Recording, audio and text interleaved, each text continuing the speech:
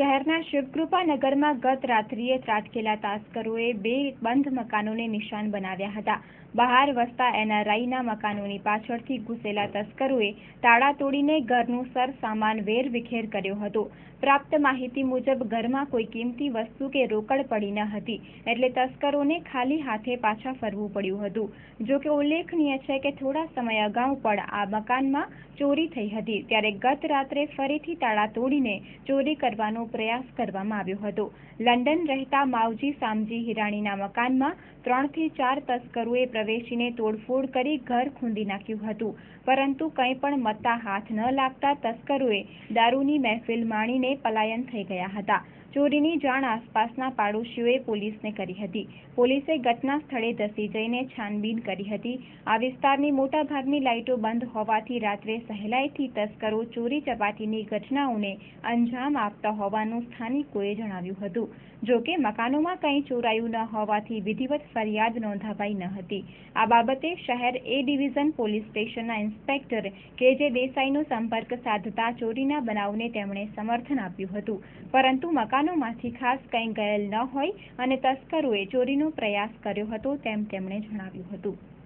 શિવકૃપાનગરમાં NRI પાર્ટીના મકાન number 9 અને મકાન નંબર 10માં તાળા તોડી પ્રવેશ કરી ચોરી કરવાની કોશિશ કરેલ છે, પણ બંને માલિકો સાવચેત રહેવાના કારણે જે કિંમતી ચીજ વસ્તુઓ એમની સલામત જગ્યાએ અન્ય જગ્યાએ મૂકેલ છે, એટલે કિંમતી કોઈ જ વસ્તુ બેનના મકાનમાંથી ગઈ નથી।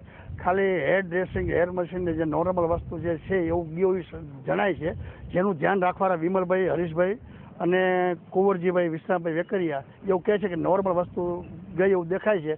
ભાઈ એનઆરઆઈ પાર્ટીને પૂછી પછી આમાં ફરિયાદ કરવી કે કેમ એની વિગત પછી જણાવશે। પોલીસ પેટ્રોલિંગ કરવામાં જ આવે છે, પણ જે અંતરિયાળ સોસાયટી વિસ્તાર છે, હવે પબ્લિકનું એવું છે કે અહીંયા જે સ્ટ્રીટ લાઇટો છે એ સ્ટ્રીટ લાઇટો બંધ હોય છે, અંધારું હોય છે, એના કારણે કોઈ અવર જવરમાં કોઈને ધ્યાન નહીં આપ્યું હોય। એક મકાનમાં રાતે 9 વાગ્યા સુધી એ લોકો બેઠા હતા, પછી બંધ કરીને ઘરે ગયા છે।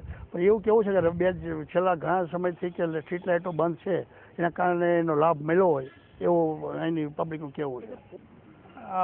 એ તો અંદાજે ફોન કરીને ત્યાંથી લંડન રહે છે, ત્યાંથી માહિતી લઈને પછી ખ્યાલ આવે, કેમ કે એ લોકો પોતાની વસ્તુ પોતાના કબાટમાં રાખેલી હોય એટલે તાત્કાલિક આપણે પણ આઈડિયા ના આવે।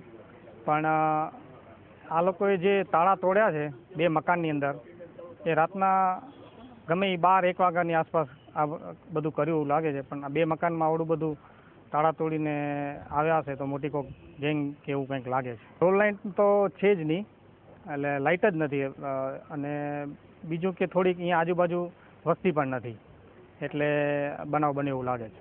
મારું છે નામ કુંવરજી વિશ્રામ વેકરિયા।